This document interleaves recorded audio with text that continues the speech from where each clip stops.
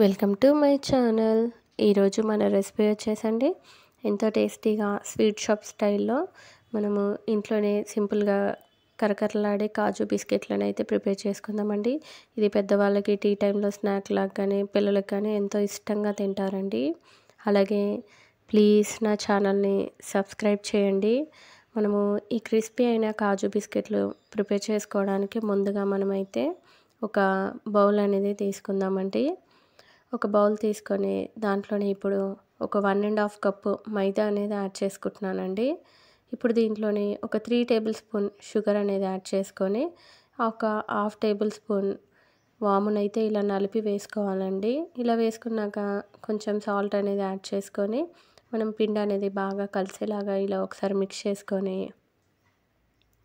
ఇప్పుడు దీంట్లోనే ఒక 3 టేబుల్ స్పూన్ నెయ్యి అనేది కరిగించి తీసుకున్నానండి వేడివేడిగా. ఇప్పుడు ఇదంతా పిండికి పట్టేలాగా ఇలా బాగా ఒకసారి మిక్స్ చేసుకొని ఇలా బాగా నెయ్యి అనేది పిండికి పట్టేలాగా ఇలా మిక్స్ చేసుకొని ఇలా ముద్దగా ప్రిపేర్ చేసుకుంటే పిండి అనేది ముద్దగా ప్రిపేర్ అయిందంటే మన బిస్కెట్లు అంటే బాగా గుల్లగా వస్తాయండి. ఇప్పుడు దీంట్లోనే కొంచెం కొంచెంగా వాటర్ యాడ్ చేసుకుంటూ పిండి అనేది కొంచెం గట్టిగానే మనం ముద్దగా అయితే ప్రిపేర్ చేసుకోవాలండి. మనం పిండి ముద్ద అనేది కొంచెం గట్టిగా ప్రిపేర్ చేసుకోవాలండి. ఎందుకంటే మనం షుగర్ యాడ్ చేసాం కదండి, ఇది కొంచెం మెల్ట్ అవుతుంది, పిండి జారుడుగా అవుతుందండి. దీన్ని ఇలా ప్రిపేర్ చేసి ఒక 5-10 నిమిషాలు మూత పెట్టి పక్కన తీసుకుంటే మన పిండి అనేది ఇలా స్మూత్గా రెడీ అవుతుందండి. దీన్ని ఒకసారి బాగా మిక్స్ చేసుకొని ఇప్పుడు దీన్ని మనం చపాతీలాగా అయితే రోల్ చేసుకుందామండి.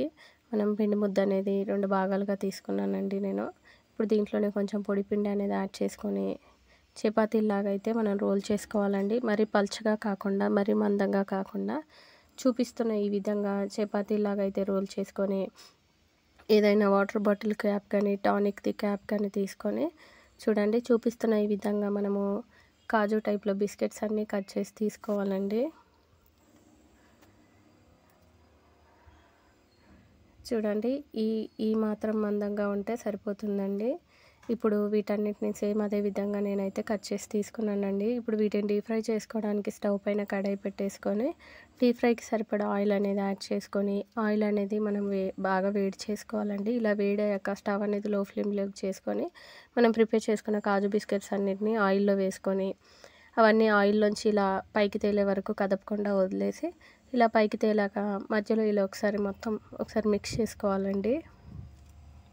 చూడండి ఇలా మిక్స్ చేసుకొని మనం బిస్కెట్లు అనేది డీప్ ఫ్రై అనేది చేసుకోవాలండి. చూడండి మన బిస్కెట్లు అనేది వేగిపోయాయండి. ఇప్పుడు ఆయిల్లోంచి అయితే తీసేసుకుందామండి.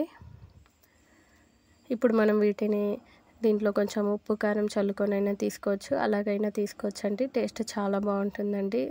ఇలా ఉప్పు కారం చల్లుకోవాలనుకుంటే ఇలా కొంచెం ఉప్పు కారం చల్లుకొని మనము వాటన్నిటికీ ఉప్పు కారం అనేది పట్టేలాగా ఇలా ఒకసారి బాగా మిక్స్ చేసుకొని తీసుకోవచ్చండి. మన ఇష్టం అండి, ఎలాగైనా తీసుకోవచ్చు. స్పైసీగా కావాలంటే ఇలా ఉప్పు కారం చల్లి తీసుకోవచ్చు, వద్దనుకుంటే ఇలా మామూలుగా అయినా తినొచ్చండి. టేస్ట్ చాలా బాగుందండి. మన ఇంట్లోనే స్వీట్ షాప్ స్టైల్లో కాజు బిస్కెట్స్ అనేది ఇలా సింపుల్గా ప్రిపేర్ చేసుకోవచ్చండి. తప్పకుండా మీకు కూడా నచ్చింది కదండి, తప్పకుండా ట్రై చేయండి. ఎలా వచ్చిందో నాకు కామెంట్ సెక్షన్లో కామెంట్స్ చేయండి. అలాగే మర్చిపోకుండా ప్లీజ్ లైక్ చేయండి. మరిన్ని వీడియోస్ కోసం నా ఛానల్ని సబ్స్క్రైబ్ చేయండి.